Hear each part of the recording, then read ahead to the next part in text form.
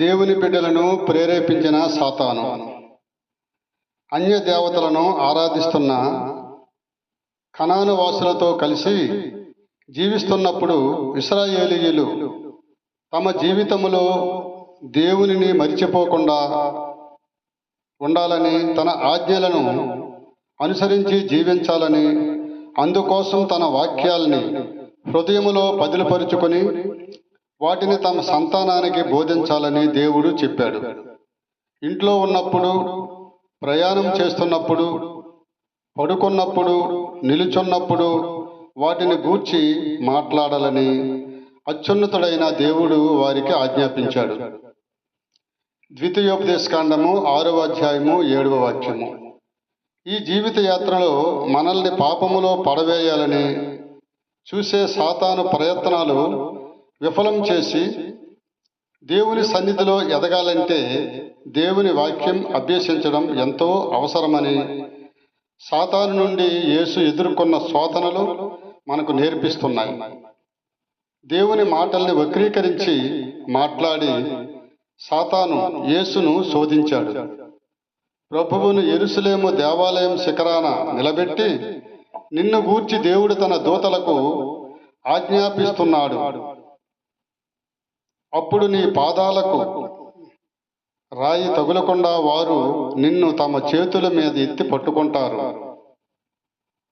అని చెప్పి యేసును క్రిందికి దూకమని అడిగాడు. 91వ కీర్తన 11, 12 వాక్యాలను చూస్తే, నీ మార్గాలన్నింటిలో నిన్ను కాపాడును అనే ప్రధాన అంశాన్ని సాతాను విడిచిపెట్టాడు. అనుదిన జీవితంలో సాధారణముగా అన్ని మార్గాల్లో తన బిడ్డలను కాపాడుతాననే వాగ్దానాన్ని దేవుడు మనకిస్తున్నాడు. సొంత మహిమ కోసం, పేరు కోసం పనిచేసే వారిని కాపాడుతానని దేవుడు చెప్పలేదు.